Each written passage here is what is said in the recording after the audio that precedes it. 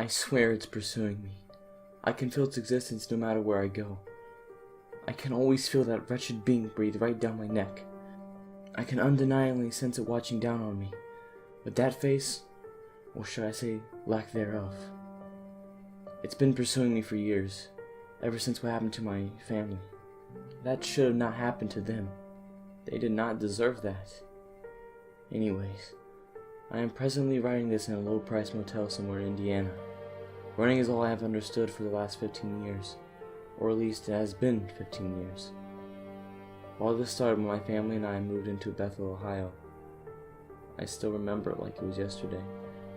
My family and I moved a lot since we came to Ohio, living with relatives, mostly changing schools every month. It took a toll on me. Now that I think about it, it took a toll on all of us. We were all ready just to settle down. My parents found this old house in the middle of town. It was a 2-story house with 3 bedrooms and 1 bathroom. I was told it was a century old. There were 6 of us at the time. My family consisted of my 2 little brothers, my little sister, my parents, and I. It was all going smoothly, unpacking and cleaning up the old dust. After living in the house for around 5 weeks, I started noticing small but very strange things around the house.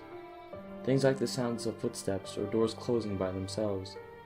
I did not give them any second thoughts, though, however, I started getting alarmed when my little brother complained of nightmares about a man with a shadowed face choking him. The really strange thing is, he said that he still felt himself being choked. Not that much later, my mother had also experienced terrible things with the being.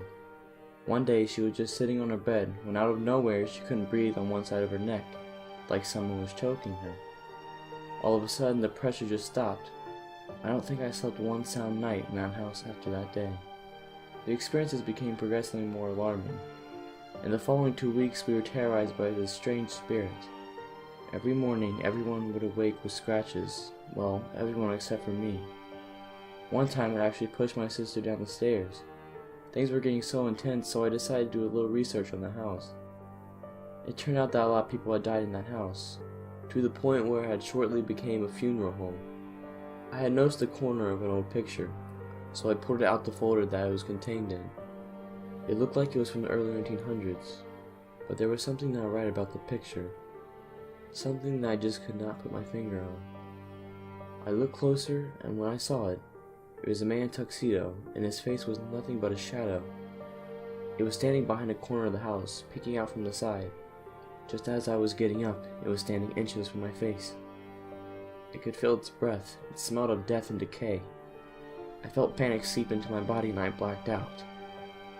The last thing I recall was a very loud scream, followed by a very low-pitched laugh. When I woke up, I was alone. Not a soul was in the house. I searched years for my family, but I just could not find them.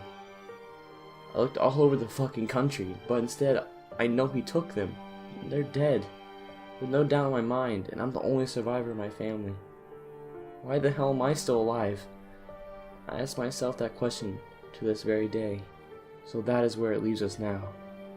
I know that thing is just toying with me. It could take me anytime I wanted to, but I feel like it just wants to see me suffer. I'm not going to give it that satisfaction, and I'm going to end it right here.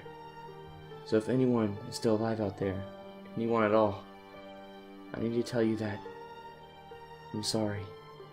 I'm so very, very sorry.